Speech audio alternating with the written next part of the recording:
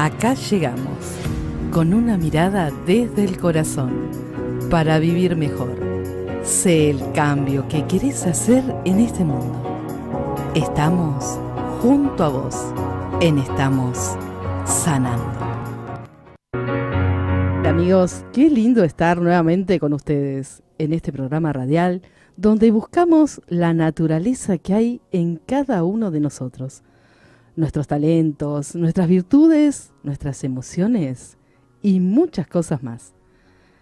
Les pedimos, si ustedes quieren seguir junto a nosotros, ¿por qué no? Síganos en las redes @Estamos Sanando. También en Facebook, Estamos Sanando, en el canal YouTube y también en Spotify. Ahí los pueden estar escuchando en el horario que ustedes quieran. Estamos Sanando Podcast. Y aquí tenemos un invitado que, ¿saben qué?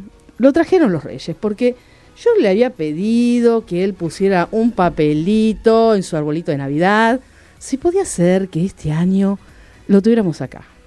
Ya sea, mira, ya pensaba nada más que poder conectarlo a través de Skype. Pero la sorpresa de los Reyes hicieron que estuviera acá en el piso de la radio.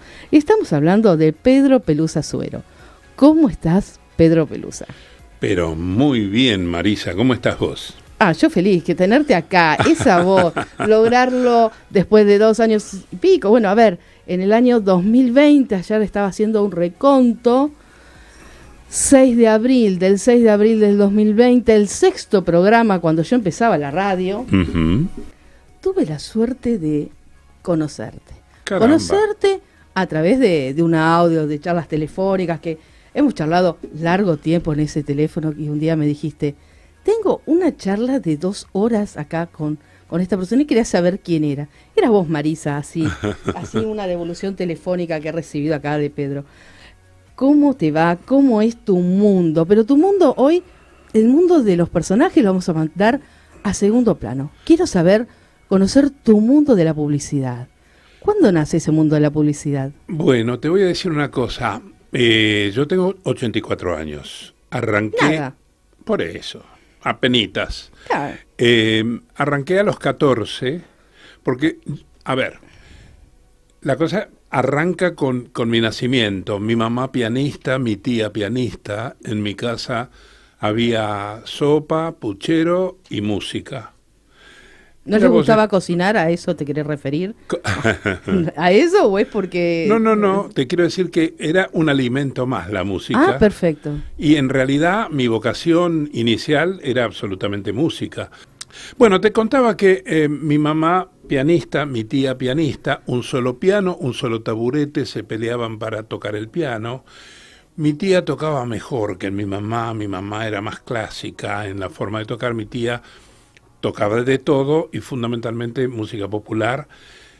Te cuento otra particularidad. Mi madre y mi tía santiagueñas se habían criado en Santiago del Estero.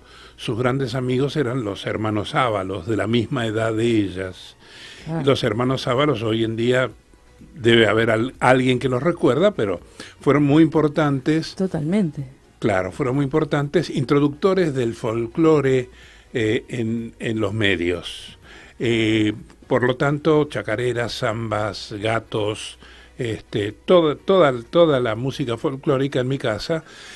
Y como mi tía era una muy buena pianista, siempre aficionada, nunca profesional, pero a nivel de profesional, era amiga de muchísimos músicos de primer nivel que laburaban en los medios. Por lo tanto, mi casa siempre, sábado, domingo y a veces durante la semana, era un lugar de reunión musical. Eso a mí hizo que... Ya estabas en el medio, naciste en el medio. Por eso te digo, es todo natural. Sopa, café con leche, puchero y música. Y música, qué lindo. Al punto tal que mi mamá me empezó a enseñar a cantar y me enseñó a cantar tangos, esos tangos canallas de la época. Calcula que yo nací en 1938, ¿no? Flaca, 2 cuartas de cogote, una percha en el escote. Pero yo a los 3 años cantaba eso y tergiversaba las palabras. La gente se moría de risa porque yo no sabía lo que estaba cantando, pero y aparte con ademanes. Yo decía que hacía alemanes, ¿viste? Me muero. Y entonces provocaba risa. Y la risa para mí era un aplauso. Por lo tanto, nunca me tiró abajo que se rieran de lo que yo hacía. Aparte me di cuenta que yo era una especie de gracioso. Sí, llamabas la atención de una manera u otra. Y en el colegio, ya a los 6, 7 años, cuando entré en primer grado inferior, primer grado superior, yo en las fiestas del colegio siempre el que recitaba el Martín Fierro, todo ese tipo de cosas. O sea que es como que nací medio artistón. Bien, un artista completo, porque cuando te vayamos conociendo y lleguemos al final del programa, vamos a decir qué artista tenemos acá, ¿no? Bueno, no sé si para tanto, pero yo te digo, es decir, no me resultaba nada extraño, no me resultaba eras parte de esa imposible, historia. Claro, no, es decir, me pedían que recitara y recitaba, o sea, un montón de cosas. Lo que pasa que, bueno, eso fue creciendo cuando llegó el momento de mi pubertad, mis 12 años, mi mamá puso una academia de folclore en mi casa. Y entonces, amiga de músicos buenos, había un señor, el Negro Ledesma, de un dúo que se llamó Martínez Ledesma, que eran muy famosos en su momento, estoy hablando de 70 años atrás, o más. Bueno, el Negro Ledesma enseñaba guitarra. Y en mi dormitorio habían dejado 5 guitarras para los alumnos que venían, porque se daba en mi dormitorio. Claro, yo me quedaba quietito mientras él daba clase, miraba, cuando se iban, agarraba la guitarra y ensayaba todo lo que había visto. Por lo tanto, empecé a tocar la guitarra. Un amiguito mío, que ya la madre lo mandó a estudiar y demás, también tocaba la guitarra, tocaba el piano muy bien, y leía música, y tenía 12 años. Y entonces armamos un dúo. Ese dúo se convirtió en un trío con otro amiguito más del barrio, después un cuarteto, y ya cuando se formó el cuarteto, el cuarto era Picho Ciamarela, Rodolfo Ciamarela hijo de don Rodolfo Ciamarela padre. Y don Rodolfo Ciamarela padre fue el primer jinglero que hubo en la Argentina, aparte de autor de un montón de canciones y tangos y de todo tipo de cosas, ¿no? Un creativo talentosísimo. 3 cosas hay en la vida. Espérate, voy a cantar alguna de dale, sí, no dale. Importa. Lo que te venga acá está para que vos te liberes y tengas una excelente tarde. El que tenga un amor, que lo cuide, la salud y la platita, que no la tire. Bueno, esas son cosas de Ciamarela, que era un hombre con una vena popular muy particular y que metía éxito tras éxito, ¿no es cierto? Y siempre en sociedad con tipos famosos y demás. Por lo tanto, él se dedicó a hacer también la publicidad, que era lo que le daba plata, en radio y en la televisión también, pero la televisión era apenitas, todavía no me acuerdo si había empezado para ese momento. La cuestión es que, de buenas a primeras, nos metió al cuarteto en un estudio de grabación, con micrófonos verdaderos. ¿Qué edad tenían ahí? 14. Ay, ¿a vos te pasa eso? ¿A vos nos pasa a todos eso, Juana? No, a todos nos pasa. Vos bueno, la cuestión es que con mis 14 años entramos a cantar jingle en los coritos, por supuesto, porque él tenía un solista y tenía una solista que eran los que llevaban adelante la cosa, pero ya yo me metí en el mundo profesional sin darme cuenta y me encantó. No solo me encantó el estar en la cosa, sino que me encantaron los micrófonos, los pies de micrófono, en las consolas de grabación, la forma de grabar. Se grababa directamente a disco. O sea, tenías que ensayar de tal manera que no te equivocaras en el momento de la grabación, porque en la equivocación había que tirar el disco porque se había grabado. O sea, el disco era impresionante. Bueno, después vino la grabación a cinta, o mejor dicho, alambre, y después del alambre la cinta, bueno, y ya después toda la cosa tecnológica actual. Pero bueno, la cuestión es que yo tenía una formación ecléctica. Un poco de todo, pero todo relacionado con los medios, digamos. Todo relacionado con la música, fundamentalmente. Pero de golpe yo ni sabía lo que era la publicidad en sí. Pero me di cuenta que en la publicidad había más plata que en lo otro. Y bueno, así siguió la cosa. Yo seguí cantando jingles. No había muchos jingleros. Yo me empecé a ser autor yo de jingles. Eso te iba a decir, si vos habías sido autor, porque hay gente que les encanta y se dedica a hacer eso, Claro. pero no todos lo producen, digamos, y lo No, claro, ejecutan. pero vos viste que uno cuando es chico hace un montón de cosas. Sí, sí. Una de las tantas cosas que hacía yo era tocar en los boliches, porque ya, es decir, al principio a la tarde, a la hora del té, después ya cuando La ya noche. tenía mis 18, 16, 17, ya a la noche en los boliches, y mi mamá se volvía loca de miedo de que yo me fuese a dedicar profesionalmente, porque ella quería que yo estudiara, es decir, llegué a tercer año de arquitectura. Pero Notable lo suyo, notable. Sí, claro. Lo que pasa es que en el tercer año de arquitectura le dije, mira, mamá, vamos a hacer una cosa. Yo no tengo tiempo ni para estudiar ni para nada, porque tengo mucho trabajo con la publicidad. Claro, ¿Qué y te fue dijo así. tu mamá ahí? ¿Qué te dijo? Y mi mamá no tenía demasiados argumentos porque yo verdaderamente entré a ganar plata Claro. con el tema de los jingles. Por supuesto, agarré una época, perdón, te tengo que contar que en el transcurso de esto también cantaba con una orquesta de Santos Lipesker en un programa cómico que se llamó La Revista Dislocada, que la Revista Dislocada era posiblemente el programa cómico más importante de la República Argentina. ¿En televisión? Por Radio Mitre. Por Radio Mitre. Yo había hecho algunos escaneos ahí por la televisión, pero mucho no me gustaba la televisión. La televisión me parecía medio cruel, porque o tenés éxito o no servís para nada, no hay intermedios.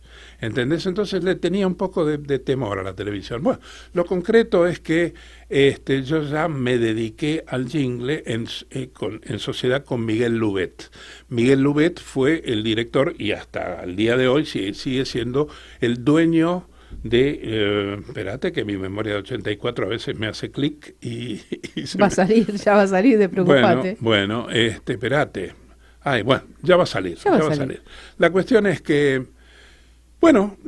de buenas a primeras, una cosa muy importante, hasta ese momento el único canal de televisión que había era el Canal 7. Y de golpe surgen el 9, el 11, el 13 y después el 2. Ahora, cuando surgen el 9, el 11 y el 13, vienen con una tecnología distinta, porque el Canal 7, para pasar una película, tenía que poner un telón, proyectaban la película en el telón y la tomaban con una cámara. Ya cuando viene el Canal 13, que después fue dirigido por Goar Mestre, que tenía algo así como 100 canales de televisión en Latinoamérica, ya trajo lo que es el telecine, que es el que vincula a la cámara de televisión con el proyector de cine, y ahí se pudo proyectar películas. Para otra tecnología, Y por lo tanto, los monstruos sagrados, que así se llamaban, que eran los locutores, que en vivo, cada vez que vos los estabas mirando, estaban trabajando, porque no había manera de grabar la televisión. Todavía no existía la grabación. Te estoy hablando del... No, pero me encantó lo que me traes, porque es como que uno no valora todo lo que tiene ahora, ¿no? Es decir, es por todos los procesos, ¿no? Pero no solo eso, sino que te estoy hablando de la prehistoria. No, me encantó. Es decir, para los chicos nuevos es imposible pensar de que si existía la televisión no se pudiera grabar. No se podía grabar, la televisión era en vivo exclusivamente. Entonces, imagínate, no se podían hacer tomas en exteriores porque había que salir con un camión gigantesco para poder hacer una toma en exterior. Y por lo tanto, un aviso publicitario, todos eran dentro del estudio, y los locutores eran los reyes, eran los monstruos sagrados. Cuando el telecine permite el paso de las películas, y las películas se podían grabar con una simple camarita 16 milímetros, la cuestión cambió completamente. O sea, dejaron de tener esa preeminencia los monstruos sagrados y pasó a tener la publicidad fílmica un lugar como el que tiene ahora. Claro, sí, relevante. Y por lo tanto, yo tenía una práctica brutal para trabajar en todas esas cosas, en las bandas sonoras del cine y demás. Mi vinculación era natural porque en todos esos años había ido tomando contacto. Y bueno, de buenas a primeras fue que le dije, mamá, vamos a hacer una cosa, este año no voy a ir a la facultad porque no quiero perder el éxito que tengo. Un éxito bestial. Otra de las cosas importantes es que de golpe Loewe era la que hacía, la empresa que hacía la publicidad en los cines. O sea, antes de las películas, si vos vivías en Jujuy y querías verlo a Perón caminando, ibas al cine. Tenías que ir al cine, porque de otra manera, ¿cómo lo...? No había canal que llegara allá. No, podría haber televisión, pero la televisión era exigua, no sé si... La cuestión es que el cine, la propaganda cinematográfica se justificaba porque los noticieros eran los que ponían... Los noticieros cinematográficos eran los que ponían a la gente en la actualidad. Es decir, si vos querías saber qué pasaba en Japón, tenías que ir al cine a mirar una película de cómo eran los japoneses. No la tenías en el televisor de tu casa. Y por lo tanto, Lowe era muy importante porque tenía un representante en cada provincia. Y por lo tanto, la razón de ser de Lowe era venderle la publicidad que detrás o antes de los noticieros se pasaba. Y por lo tanto, el jingle tenía muchísimo... Y aquí estabas vos, acá ya estaba yo. Pero aparte una cosa muy importante. Yo tenía que vender los jingles, pero para vender los jingles tenía que hacer un boceto. Para tener un boceto tenían que estar todos los elementos, el locutor, los cantantes, los que hacían voces de dibujos animados, de todo. Yo tocaba distintos instrumentinos. Miguel Lubet, que era mi socio, tocaba el bajo, tocaba el piano, tocaba la guitarra, tocaba todo, y entre los dos hacíamos los playbacks. Pero como teníamos tanto trabajo, teníamos un grupo de amigos, músicos buenos, con los que teníamos el siguiente pacto: si lo vendo, te lo pago; si no lo vendo, grabémoslo, pero lo vamos a usar para otro. Y así teníamos un montón de playbacks guardados, que los que habían fracasado se volvía a hacer una letra. Y por lo tanto éramos una máquina. Lowe nos pedía 10, 15 semanales. ¡Wow! Y claro, date cuenta. Mirá lo que es una fuerza que se movía, ¿no? Una fuerza de venta de toda la República Argentina.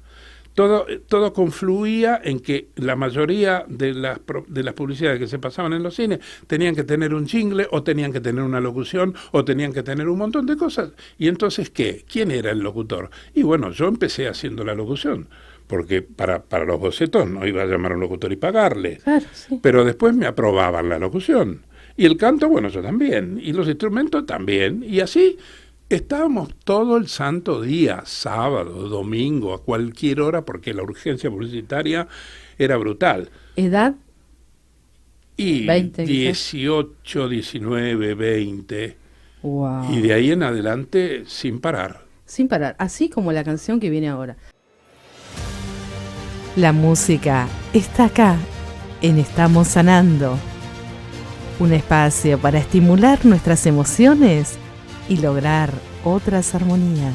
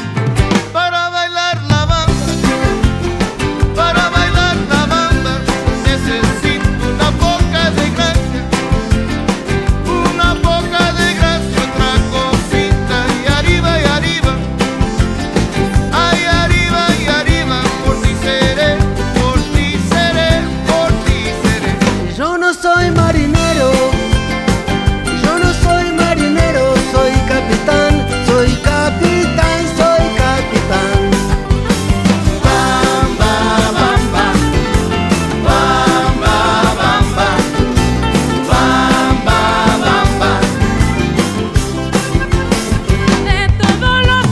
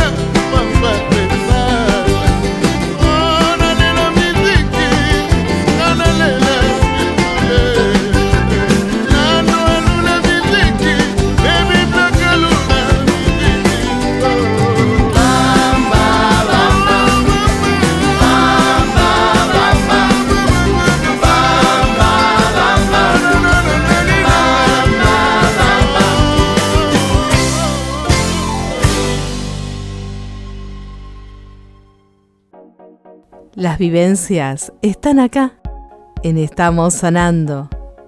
Un espacio para transitar y aprender nuevos caminos con la calidez de otros humanos semejantes. A una época, te lleva. No quiero saber qué habrás estado bailando, ni con quién estuviste bailando la bamba. Pero quiero que me digas ahora, toda esta capacidad de publicidad, ¿te llevó a un mundo donde hiciste unas publicidades impecables que me gustaría que me digas, me nombre las marcas, al menos la de los mosquitos, la de los insectos completas, ¿o no? Raid. Raid, sí. Bueno, sí. Raid la hice muchísimos años, hasta hace muy poco, que de golpe, vas a saber por qué, hubo la decisión de que no aparecieran más ni mosquitos, ni personajes, ni nada. Pero mosquitos hay. No hay ni imagen. Pero te cuento que yo los extraño. ¿Vos no lo extrañás, Juana? Los mosquitos, la propaganda de los mosquitos de Ray. ¿No te acordás? Que se peleaban uno con otro, venía Ray y moría el mosquito. Ahí. No te gusta la publicidad. Lo que pasa que los chicos jóvenes, hay un montón de cosas pero me mataban. Que dejaron de ver. Es decir, yo digo hace poco, por ahí hace 5 años. Que bueno, pero no hace tanto. Yo me acuerdo que... Así claro. Es decir, todos los mosquitos, cucarachas. Es decir, Raid fue un enorme cliente mío porque no solo yo hacía cosas para la Argentina, sino que la hacía para todo el mundo de habla latina. Qué lindo. Con lo cual, inclusive en Chile hay mucha plaga de arañas, acá no. Pero entonces hay insecticidas contra arañas y yo hacía voces de arañas para Chile. ¿Te acordás alguna voz de araña? No me la imagino la voz de la araña. ¿No te acordás? Bueno. La voz de la araña. No puedo tener memoria. Tranqui, no puedo tener memoria particular. Pero no me la imaginaba una voz de la araña. La de mosquito bueno, sí, es que no existe una voz de araña. Esa solo la creaste. No, me encantó. No, eso es lo que pasó y una de las razones por las cuales yo tuve éxito es porque de golpe podía ponerle voz a una araña. Claro, ¿te das cuenta? Sí. O sea, me imaginaba cómo una araña pudiera hablar. Pero bueno, siempre todo ese tipo de cosas fueron improvisaciones. Claro, porque me decían, Pelusa, venite a la agencia y vamos a ensayar porque yo quiero ver cómo va a ser Y yo le decía, no, yo no ensayo nada. Directamente vamos derecho al estudio de grabación y grabamos todo, porque me pasaba lo que le pasaba a Charles Chaplin, a Carlitos Chaplin. Carlitos Chaplin en los ensayos hacía cosas que después no podía repetir. Le salían improvisaciones. Claro, sí. Y él grababa todos sus ensayos. Y yo grababa todos mis ensayos. Y hay veces que los ensayos eran lo definitivo. Sí, porque es la picardía del momento, sin la obligación. Esa inspiración sutil, esa diferencia sutil. Sí, que vas practicando, entre que vas una sacando... toma y la otra, ¿viste? Entonces hay una que tiene el perfume, tiene el charm suficiente como para atraer, y eso queda. Así que yo me niego a hacer cosas así muy, muy estudiadas. Ojo, me pasa que, bueno, ahora vamos a hablar ya más directamente de las cosas en cierta medida importantes que yo hice. Ojo, hice más de 6.000 comerciales que han ido al aire. Estamos hablando de que yo desde los... No me entran, 6.000 publicidades de tu garganta con diferentes... Claro, no te puedo decir temas. no te puedo decir, es decir, una de las cosas que siempre se han muerto de risa cuando yo las cuento, yo he ganado mucho más plata con los fracasos que con los éxitos. Los éxitos me permitían hacer fracasos. ¿Por qué? Porque cuando vos me llamás para grabar, yo tengo un determinado precio, un caché. Y entonces, ¿cuánto costá? Tanto. Bueno, pero voy y lo grabo. Ahora, eso puede ser éxito o puede ser fracaso, pero eso ya me lo pagaste. Si es éxito, lo vas a gozar. Si es fracaso, le vas a dar una dimensión X, pero, o sea, es más fácil que las cosas no sean éxito. Y ojo, no son exclusivamente éxito porque las voces mías son maravillosas. Viste que estoy medio sí. con un soplido. No hay problema. Sí, pues yo lo siento que viene así que a vos te debe dar más directo. Pero ya estamos bien. No, lo que pasa es que tengo alguna disfonía pequeña. Bueno, lo concreto es que... Pero hiciste grande, a ver... claro, un momento. Es decir, vos hablás... Bardal, no sé. Claro, Bardal, por ejemplo. Bueno, Tres Plumas, Orbis, el calefón Orbis, el Diablito, ¿la eras vos, el Diablito? Claro, el Diablo de Orbis era yo, No. un montón de personajes. Las azucaritas de Kellogg's, Claro, esas también. Claro. te tenemos en nuestros oídos. Menos mal que tenés un machete que te hace acordar, porque yo sí, acá tengo súper machete. Yo me olvido de todas las cosas que hice. Pluma, 3 plumas, sí, yo no claro. me acuerdo, los mosquitos de Ray. Hay uno que pega todo, la gotita de Poxipol, que se pega todo, la gotita. El indio de la gotita. Sí. Yo durante mucho tiempo fui absolutamente anónimo, porque en los comerciales de televisión no dicen cómo se llaman los locutores o las personas que actúan, no tienen crédito. Y por lo tanto yo era la voz de 3 bancos, porque cambiaba la voz de un banco al otro y ninguno, ni los propios bancos se daban cuenta, y yo ganaba... Con el tema de trabajar para bancos, trabajaba 3 veces más, o 2 veces más que lo normal. Hasta que me descubrieron los periodistas y me empezaron a hacer reportajes, y a partir de ahí tuve que ser absolutamente ético, y si trabajaba para una empresa que hace un producto, para el de la competencia tenía que decir... Bueno, pero ya no trabajás más para Poxipol, así que podríamos decirle a Parsec, total, ya no trabajas más. ¿No está más Parsec? Sí, el Parsec sigue estando. Dios mío. Sí, está, digamos, además organicé la parte interna, pero era muy gracioso, ¿no? Claro. Porque la vida te topa, te encontrás en estos lugares, ¿no? Seguro. Pero igual siempre el corazoncito te queda, donde vos estuviste construyendo, te queda, ¿no? Y el negro de Chocolate Águila, fuiste un atrevido ahí, ¿eh? Claro. Qué lindo. Vos sabés que hay una anécdota con el negro de Chocolate Águila, el que mostraba la fotito, que era así de chiquito.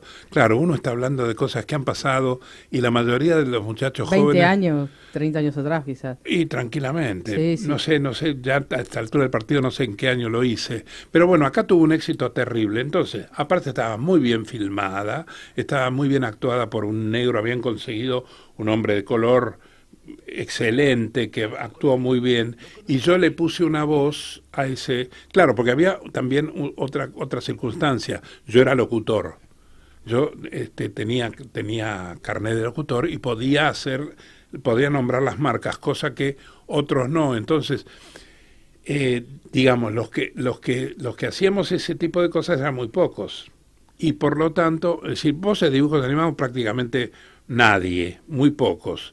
Y bueno, la cuestión es que yo le puse una voz muy particular de negro, voz de hombre. Sí, bien. Sí, voz caribeña. Características, sí. Una voz distinta, ¿no es cierto? Te tengo que hacer quizá una voz que parezca ser que es un negro, y no sé cómo es que la tengo, estoy improvisando, ¿no es cierto? Pero ya esta cosa suena de otra manera. Bueno, la cuestión es que... Yo creo que vos tenés un ADN... Que tu historia pasó a diferentes países, ¿viste? Sí, y cada vez que encontrás... ¿Dónde habrán dado a mi papá? No sé, vaya a saber.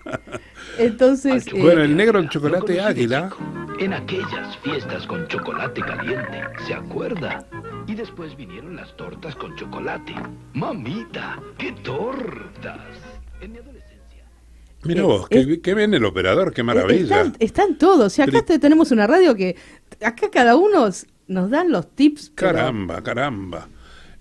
Bueno, entonces decirle que busque Bardal, porque seguramente... La de Bardal, sí, Bardal. Y la del indio de la gotita también, porque eso me encantó.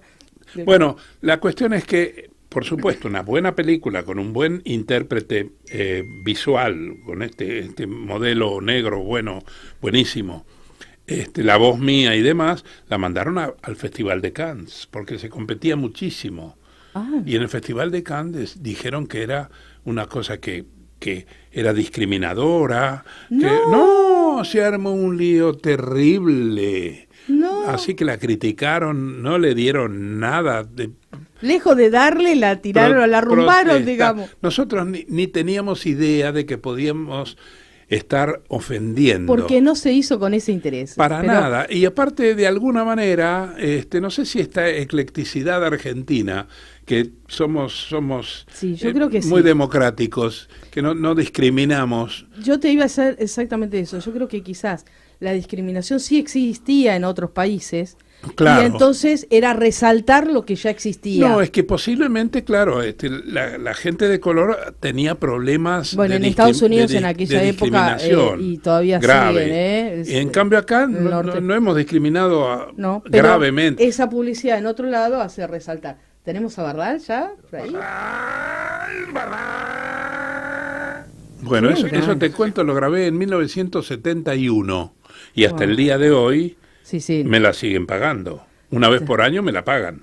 Qué grande. Con lo cual, lo de Bardal, es decir, se convirtió en el himno nacional de la empresa. Claro, sí, es parte de la marca de la empresa, la locución esa, claro. Y el simbolismo. Tengo una pequeña historia respecto de eso. Si un día Carlos Ceretti, que era mi tercer socio después de Miguel Lubet, o sea, Miguel Lubet y Carlos Ceretti éramos los tres que hacíamos esos jingles y esas cosas que te cuento en Loewe, porque Carlos Ceretti era el director creativo de Loewe. Y entonces Carlos Ceretti, un día empezamos a hablar, empezamos a contar, yo le empecé a contar que cuando yo era chico habían traído unos taxis Mercedes-Benz que tenían motor diésel, que era el primer motor diésel pequeño que había, porque los motores diésel para locomotoras, para barcos o para pero se había hecho un motor diésel chiquito que cabía dentro de un auto, y entonces el problema que tenían los motores diésel, que eran muy eficientes, era que eran difíciles de arrancar porque tenían mucha compresión. Entonces, en los veranos de 43 grados, de 45, como el que estamos viviendo en este momento, los taximetreros, en vez de parar el taxi, paraban en las esquinas, abrían el capó y los chicos íbamos a mirar el motor diésel. Y entonces yo le contaba a Ceretti cómo sonaba el motor diésel que yo estaba viendo, ¿no? Y entonces decía, porque mirá, yo abro el capó y yo miro el motor que hacía...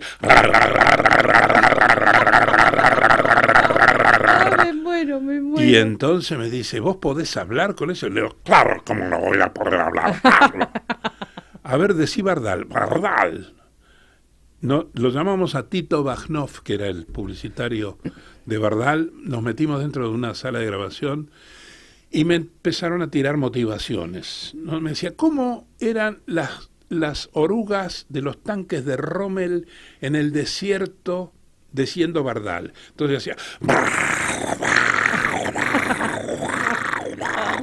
Y por lo tanto le llevamos todas esas grabaciones a Bardal, lo aprobaron, y desde entonces Bardal al día de hoy sigue teniendo eso como el himno nacional de la empresa.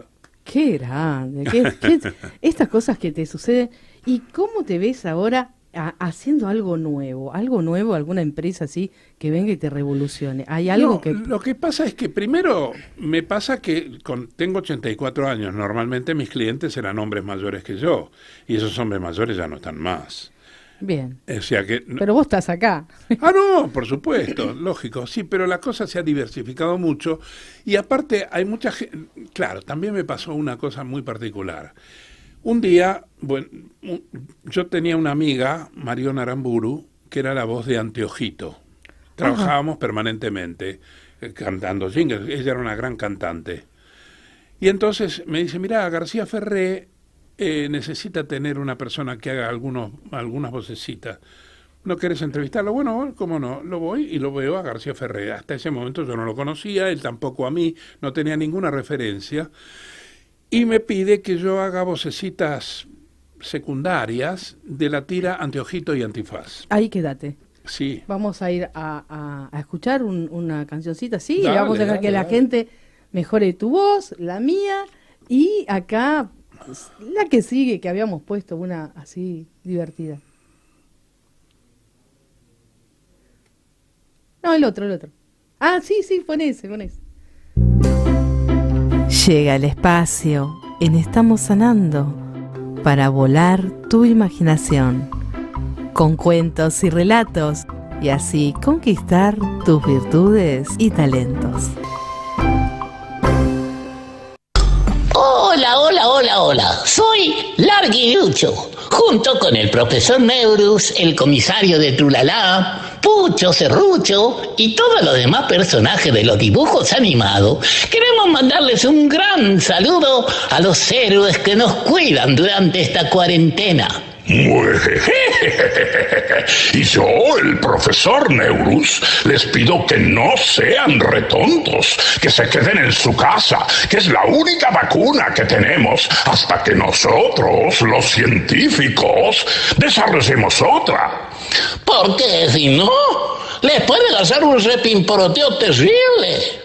Sumamos nuestro aplauso para los médicos, enfermeros, colectiveros, taxistas, periodistas, camioneros, etcétera, etcétera, etcétera, tan solidarios que cada uno en su rubro cuida y atiende nuestra salud y nuestro bienestar. Y entre paréntesis, acuérdense de los soldados y los policías como yo, que también hacemos nuestro trabajo para que no haya ningún repimporoteo por ahí, ¿no es cierto?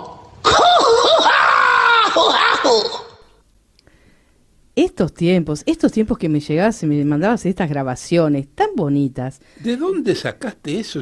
Eso no te acordás. En el 2020, cuando estuvo la pandemia, Mira vos. grabaste esto y lo mandaste al programa, estuvo muy bonito, pero además eras un adelantado, porque en ese momento todavía no existían vacunas. Claro. Así que Don Neurus era creativo y se decía hasta que desarrollemos la próxima vacuna. Yo decía, ay, se lo tengo que pasar porque me pareció como, digamos, ¿no? Ni se soñaba que existía la vacuna en ese momento todavía, ¿no? Sí, claro. Y bueno, todas estas voces de todos estos dibujitos son tuyas. Bueno, te iba esta? a contar cómo vino el asunto de que, bueno, terminé haciendo las voces, 16 voces en la tira de Anteojito. Hacía el Arguirucho, Pucho, Serrucho, el profesor Neurus, el búho de la bruja Cachabacha, el director del museo, el Boxitracio, el padre de Oaki, ya me olvido, te dije, Pero eran 16 las que bueno, el comisario, el cabo Lópezito, que trabajó poquito, pero también era, el comisario era correntino y el cabo Lópezito era cordobés. Cada uno tenía una parte del país, digamos. Claro, porque acá viene el conocimiento de poder hablar como la gente del interior. Mi mamá era santiagueña, y entonces nosotros en Santiago, ¿no es cierto? Mi madre, santiagueña, hablaba de una manera distinta, ¿te das cuenta? Es una forma de acentuar la palabra absolutamente distinta de los santiagueños, po. Qué bárbaro, no. Entonces, bueno. Y además un oído especial, porque para poder pasar esta palabra tuviste que escuchar y tenías un oído muy privilegiado. Claro, porque aparte me divertía muchísimo escuchar las tonadas. Por supuesto cometo errores, pero en general, bueno, te digo, los correntinos creían que yo era correntino. Bien. Con el comisario, ¿no es cierto? Que era un personaje y le encontrábamos también las palabras. Le voy a hacer repimporotear en el calabozo. Qué bonito. Y de todas estas voces, contanos a la audiencia, porque yo algo sé, pero me gustaría que vos le cuentes. No es que se contaba a medida que resultaba la historia, sino vos grababas todas las voces de un personaje. ¿Cómo sucedía esto? Claro, una de las cosas, en principio yo nunca supe qué pasaba en la tira, porque yo no grababa el guión en el orden, o sea que yo no podía saltar, mejor dicho, sí puedo saltar de una voz a la otra, pero eso me palma. Sí, en cambio, un agotamiento de la claro, garganta, es decir, la exigencia de cambiar las voces unas a las otras. No, yo grababa todos los bocadillos del Arguirucho, todos los bocadillos de Neurus, todos los bocadillos de los demás personajes. Yo no sabía qué era, pero hacíamos toma 1, toma 2 y toma 3. Si yo intuitivamente le daba el sentido que correspondía, seguíamos para adelante. Si de alguna manera no entendía cómo era la intención, entonces ahí parábamos. D'Alessandro, que era a su vez era la voz de Hijitus, era el guionista general de la tira, me decía, no, pará, esto tiene que decirse así, así, así. Entonces repetíamos exclusivamente, pero de 10 había que parar una, o de 15 había que parar una, ¿no es Ahora, cierto? esto es impresionante, digamos, porque estar la tonada, el sonido que vos le das, también hace a conocer la historia, es decir, que es como que estabas metido en el personaje. El milagro era que después se compaginaba y quedaba naturalmente armada la frase. Eso era un milagro. No, lo que pasa es que sos bueno, reconoce lo que vos tenés, digamos, ese don que te permite esto, ¿no? Sí. La sentías la pero tira. Y sobre todo la práctica, porque grabamos, te digo, desde 1998 a 1975. Grabamos prácticamente todos los días. Claro. No, miento. Una vez por semana grabamos todos los personajes de una semana. Porque García Ferré me contrató para ir a grabar todos los días. El estudio de grabación de él quedaba a media cuadra de mi estudio. Yo tenía otro estudio también mío. Entonces yo me corría, estaba 1 hora, 2 horas, trabajaba por día con él, me pagaba muy bien y hacíamos las vocecitas necesarias.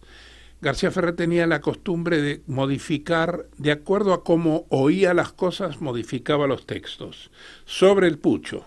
Entonces no había un texto ya aprobado, se iba modificando. O sea, bien, pero esa flexibilidad es muy buena, digamos, porque parece que hubiera encaprichado en que su guión fuera único, pero él sabía darle la vuelta y aprovechar los recursos que le llegaban. Claro, digamos, pero ¿no? eso nos llevaba un montón de tiempo y eso hacía que yo le cobrase más. Porque naturalmente yo aplicaba mucho más tiempo en darle el gusto de que así no, así sí. Pero él te lo hacía cambiar, digamos. Sí, absolutamente. Él me decía, bueno, no, esto me gustaría... yo pensaba que no, pensaba que accedía. No, él recién se daba cuenta del sentido que tenían las cosas cuando las escuchaba.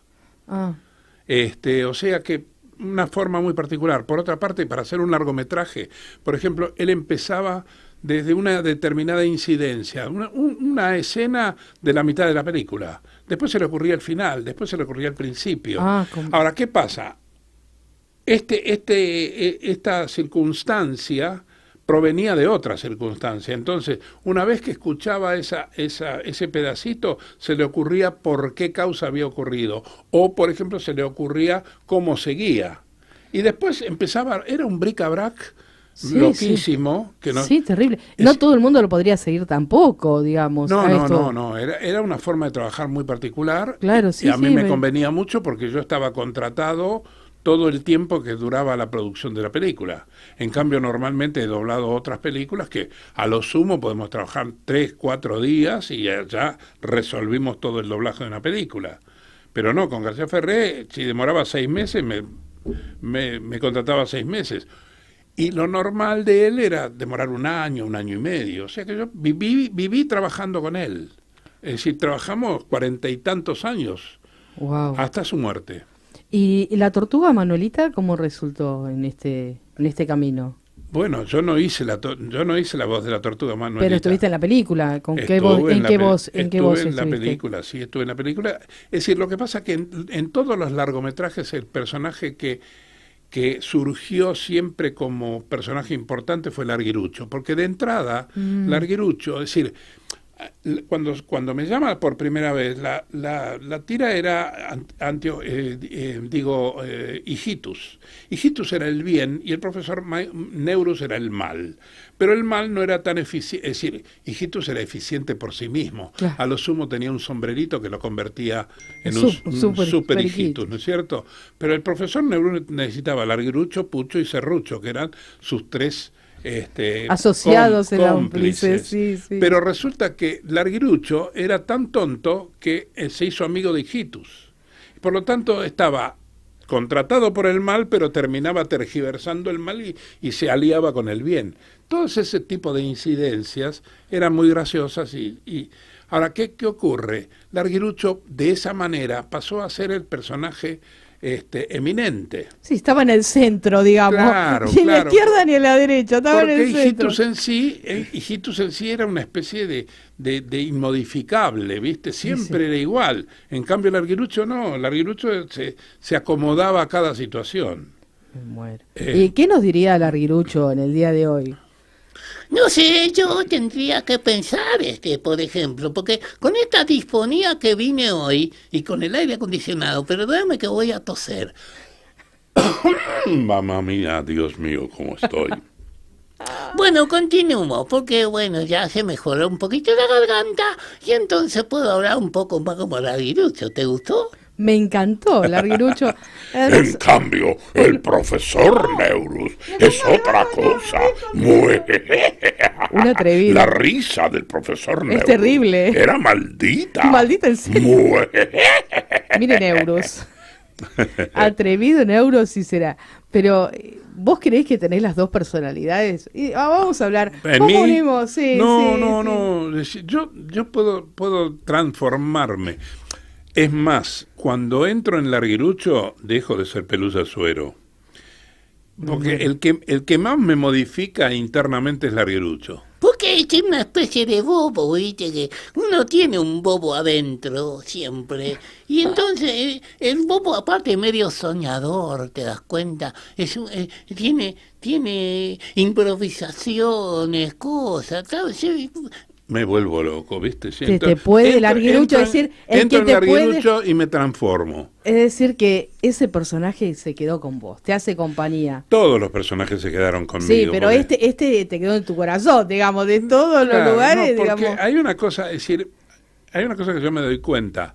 Los personajes tienen que tener una personalidad bien definida. No es simplemente poner la voz finita o la voz gruesita. Es decir, tienen que tener su característica particular, tienen que tener personalidad. Entonces, la búsqueda de la personalidad va más allá de la voz. Es decir, es la intención, es como vos le das énfasis. Sí, ¿cómo lo sentís? ¿Qué personalidad tiene? Claro. ¿Haría esto? ¿Haría lo otro? Claro, posiblemente. ¿Qué hizo en su vida Larguirucho? ¿Hizo alguna actividad especial que lo llevó a eso? ¿Cómo te lo imaginaste? Es la primera vez que me preguntan. Ay, bueno, alguna vez tiene que preguntarte algo distinto, ¿por qué no? No, bueno, es decir, lo que hizo es lo que se mostró haciendo, ¿viste? Ah, bien. Él era un tonto, Un buenudo, era un buenudo, tonto le bueno, y llamo. como tonto bueno que era, lo llamaron para un trabajo y él dijo que sí, dijo que sí, no presumía que podía hacer mal. En cambio, por ejemplo, Serrucho, que nunca habló, porque lo único que hizo era y nada más, lo único que hacía era asentir todas las cosas que decía el profesor Neurus. Y Pucho, que, claro, una de las razones, es decir, cuando García Ferré empezamos a delinear los personajes, que por supuesto empecé con Larguirucho, Pucho y Serrucho. Y después, bueno, profesor Neurus, profesor Neurus, Larguirucho, Pucho y Serrucho. Esas fueron las primeras cosas. Cuando definimos Pucho, era un personaje que tenía una camiseta, ¿cómo se llaman las camisetas que tienen? ¿Las mallas? No, camiseta con tiritas, ¿cómo se llama? Musculosas. Musculosa, exactamente, una musculosa. Bueno, la cuestión es que trabajaba como hombreador del mercado de abasto. Cuando me dijo el mercado de abasto, me acordé que Gardel era el líder de los personajes del mercado de abasto. Entonces le puse una voz agardelada.